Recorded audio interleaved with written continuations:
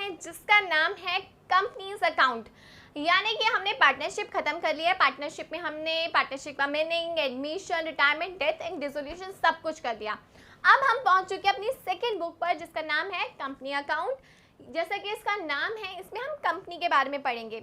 लेकिन एक खुशखबरी है कि अभी तक आपने बहुत सारे अकाउंट बनाने सीखे हैं ना, realisation account, revaluation account, capital, balance sheet. लेकिन इस बुक में आपको अकाउंट बनाने की नीड नहीं है। इसमें बेसिकली हम लोग जर्नल एंट्री पास करना सीखेंगे।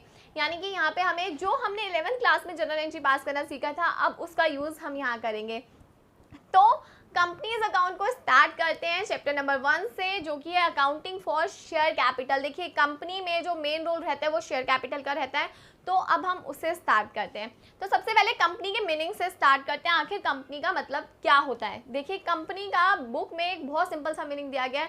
कंपनी का मतलब है, अगर आपने उसको रजिस्टर्ड करा दिया in the act of companies act में 2013 में, या फिर कोई भी प्रीवियस कंपनीज एक्ट में, तो वो कंपनी कहलाती है। यानी कि कंपनी बनाने के लिए आपको क्या ज़रूरी है? कंपनी बनाने के लिए आपको उसे रजिस्टर्ड कराना ज़रूरी है इन दी कंपनीज एक्ट 2013 या फिर previous companies act. Previous companies act हमारा 1956 हो सकता है। तो अगर आपने उसमें उसको रजिस्टर्ड कराया तो वो आपकी कंपनी कहलाती है। ठीक है, अब कंपनी के बारे में कुछ चीज़ें जानते हैं। देखिए, कंपनी जब भी रजिस्टर्ड हो जाती है तो वो एक आर्टिफिशियल पर्सन बन जाती है। इसका मतलब ये है कि अब वो मार्केट में आ चुकी है, उसके नाम से बिजनेस चलेगा, उसके नाम से सेल करी जाएगी, उसी के नाम से परचेज की जाएगी। यानी कि company as a natural person ही काम करती है, लेकिन वो एक आर्टिफिशियल पर्सन होती है, क्योंकि वो खुद तो सब कुछ कर नहीं सकती। चलाने वाला बंदा जो होता है वो नॉर्मल पर्सन ही होता है, लेकिन कंपनी अपने नाम से चलती है। तो कंपनी एक आर्टिफिशियल पर्सन रहती है। सेकेंड चीज़, परपेचुअल एग्जिस्टेंस, यानी कि कंपनी लगातार चलती रहती है। कंपनी के ऊपर किसी की मतलब अगर डेथ हो जाए तो कंपनी बंद नहीं होती, कंपनी लगातार चलती रहती है। परपेचुअल एग्जिस्टेंस रहता है, यानी कि लगातार चलते हैं। सेकेंड थर्ड चीज़ है लिमिटेड लायबिलिटी। ये अभी आप आगे समझोगे। लिमिटेड लायबिलिटी यानी कि कंपनी में जितना इन्वेस्ट करते हैं उतनी लायबिलिटी रहती है। अगर आपने 10,000 कंपनी में इन्वेस्ट किया तो आपको 10,000 तक का ही लॉस होगा। आपको अपने घर से कोई भी पैसा एक्स्ट्रा लाने की ज़रूरत नहीं होती। And common seal, common seal का मतलब होता है स्टैम्प। कंपनी अपने स्टैम्प के थ्रू काम करती है। आप देखना, कभी भी कंपनी का कोई डॉक्यूमेंट अगर आप देखोगे ना, अगर उसकी स्टैम्प नहीं है तो वो वैलिड नहीं माना जाता। तो हमेशा ये कहते हैं कि कंपनी पे उसकी स्टैम्प लगी होनी ज़रूरी है। That is called common seal, यानी कि कंपनी कॉमन सील के बेसिस पे काम करती है। तो ये था कंपनी के बारे में।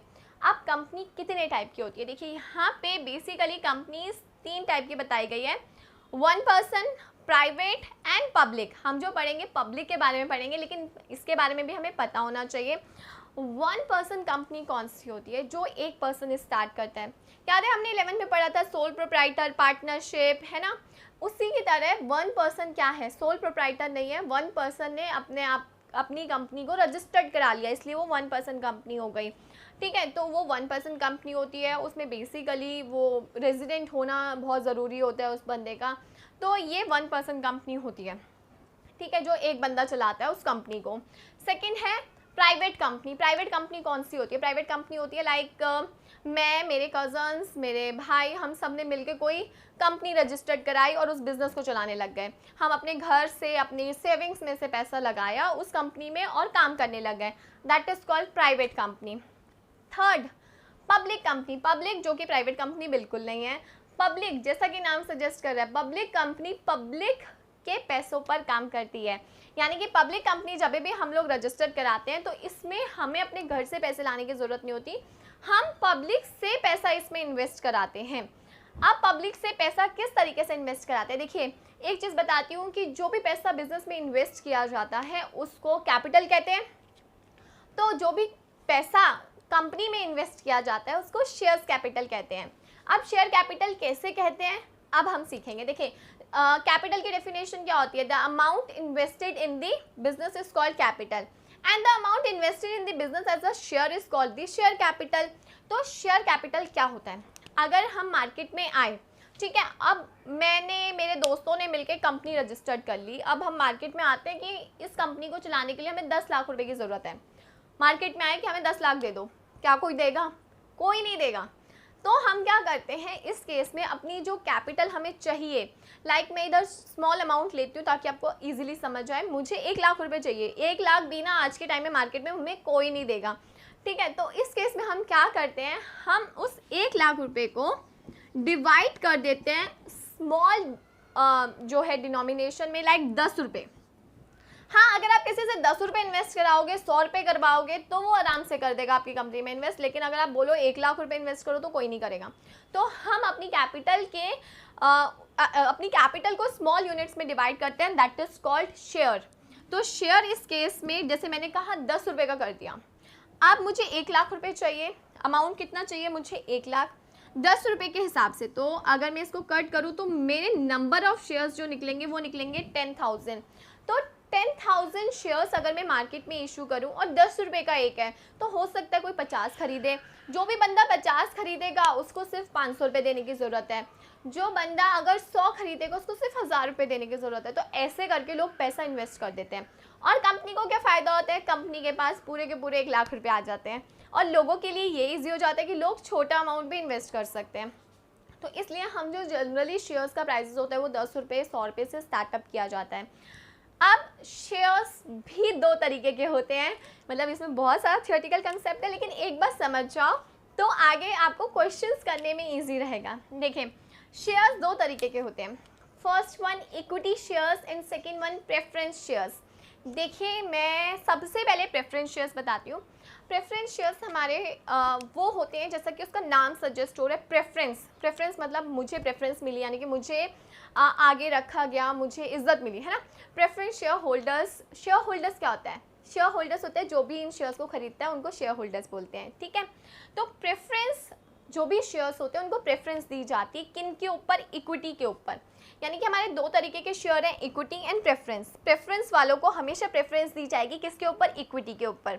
अब कैसे, हम देखते हैं, ठीक है। यानी कि इसका जो मेन रिलेशन रहता है वो रहता है डिविडेंड।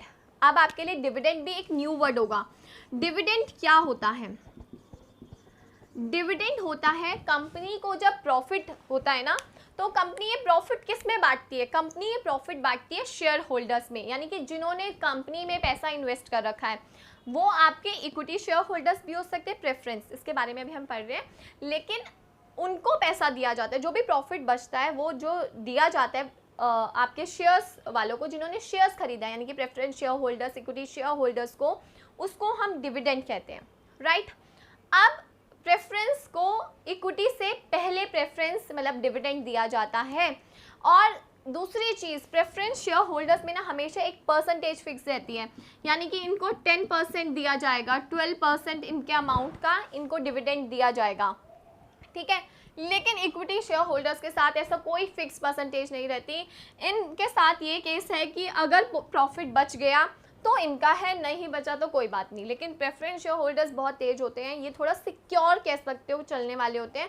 ये नहीं कहते हमें ज़्यादा दो, ये कहते हैं हमें मिनिमम इतना अमाउंट तो मिलना चाहिए। यानी कि अगर 10% इसका रेट है तो ये कहते हैं कि हमें 10% एवरी ईयर दो, हमें और किसी चीज़ से मतलब नहीं है।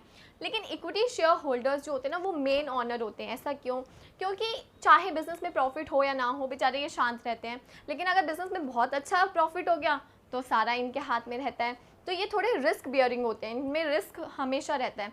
प्रेफरेंस वालों में रिस्क नहीं रहता। अब हम आगे पढ़ते हैं कि प्रेफरेंस शेयर होल्डर्स कितने टाइप के होते हैं। देखिए, प्रेफरेंस शेयर्स कितने टाइप के होते हैं। फर्स्ट है cumulative and non cumulative. Cumulative का मतलब होता है जोड़कर चलना।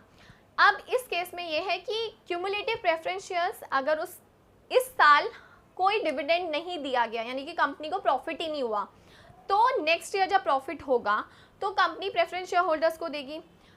लेकिन इस साल का भी अगर प्रॉफिट वो लोग लेते हैं, कहते हैं कि भाई हमें इस साल का, तो मतलब अगर 2017 और 18 की बात करूं, 2017 में अगर कंपनी ने कोई डिविडेंड नहीं दिया क्योंकि कंपनी को प्रॉफिट नहीं हुआ था, तो 2018 में कंपनी प्रॉफिट हुआ तो देगी।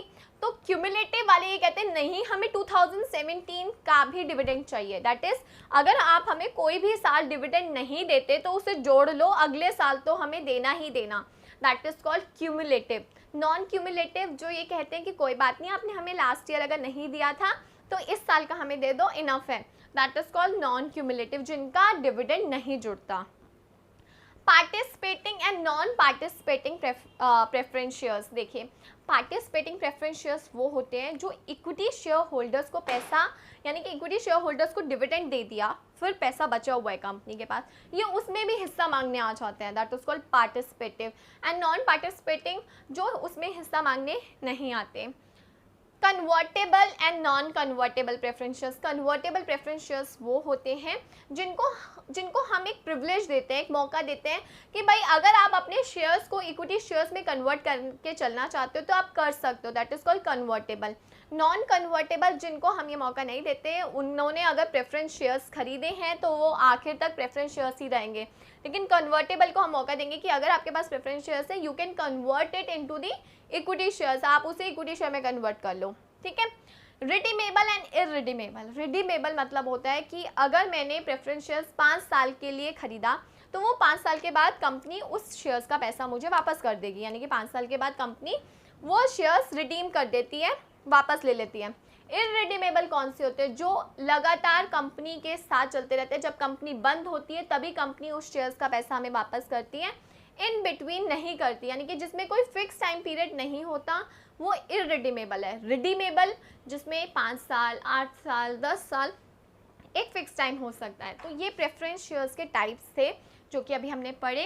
अब आप खुद देख सकते हो कि इक्विटी शेयर्स और प्रेफरेंस शेयर्स में क्या डिफरेंस है। देखिए, अगर कंपनी को सपोज करो 10,000 का प्रॉफिट हुआ तो सबसे पहले प्रेफरेंस शेयर्स होल्डर्स को दिया जाता है। उसके बाद अगर हमारे पास सपोज करो 5,000 बचा तो 5,000 इक्विटी शेयर होल्डर्स को दिया जाता है। अब लोग इक्विटी शेयर्स में क्यों इन्वेस्ट करें? प्रेफरेंस शेयर्स में ही क्यों करें? इक्विटी शेयर्स में लोग, लेकिन समझो, लोग इक्विटी शेयर्स में क्यों इन्वेस्ट करते हैं जबकि फ़ायदे तो हमें प्रेफरेंस शेयर्स के दिख रहे हैं? लोग इक्विटी शेयर्स में इसलिए इन्वेस्ट करते हैं क्योंकि अगर ये प्रॉफिट, प्रेफरेंस शेयर्स की लिमिट एक फिक्स रहती है, अगर उनका सपोज करो 10,000 है और हमें 1 लाख का प्रॉफिट हुआ तो 10,000 देने के बाद कितना बचा? 90,000। तो सारा का सारा इक्विटी शेयर होल्डर्स का है। तो इक्विटी शेयर होल्डर्स के पास जो प्रॉफिट रहता है वो अनलिमिटेड रहता है, इसलिए लोग इसमें इन्वेस्ट करना ज़्यादा अच्छा समझते हैं क्योंकि इन्हें पता है इनको फिक्स्ड रहना है, लेकिन इनके पास गारंटी है। अगर हमारा यही प्रॉफिट 10,000 होता तो इक्विटी शेयर होल्डर्स के हाथ में कुछ नहीं आता, तो इनको रिस्क एक तरीके से फेस करना पड़ता है। लेकिन जैसा कि बिजनेस का रूल होता है ना कि जितना रिस्क उतना गेन, है ना, तो इसमें वो चीज़ हमें फेस करने को मिलती है। कई बार प्रॉफिट बहुत ज़्यादा होता है तो इक्विटी शेयर होल्डर्स को डिविडेंड भी अच्छा मिलता है, कई बार प्रॉफिट कम होता है तो इक्विटी शेयर होल्डर्स को डिविडेंड भी कम मिलता है। तो इक्विटी शेयर होल्डर्स के पास और भी वोटिंग राइट्स वगैरह रहते हैं, तो काफ़ी बेनिफिट रहते हैं इक्विटी शेयर होल्डर को। ये मेन ऑनर कहलाते हैं बिजनेस के डिसीजंस में पार्टिसिपेट करते हैं, तो इक्विटी शेयर होल्डर्स लोग प्रेफर करते हैं खरीदना रिस्क होने के बावजूद भी। तो ये था एक छोटा सा कंसेप्ट शेयर चैप्टर के बारे में। आगे से आप इसे शेयर कैपिटल की जगह शेयर चैप्टर ही बोलोगे। तो ये छोटा सा कंसेप्ट था शेयर कैपिटल के बारे में।